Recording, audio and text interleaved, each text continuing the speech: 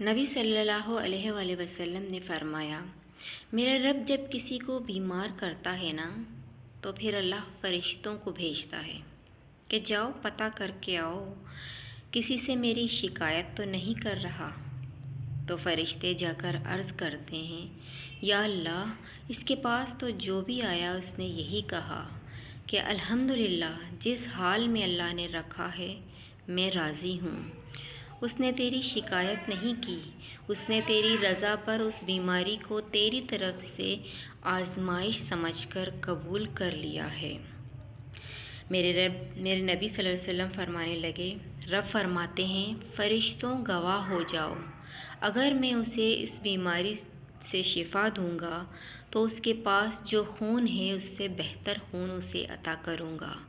اور اس کے پاس جو گوشت ہے اس سے بہتر گوشت اسے عطا کروں گا،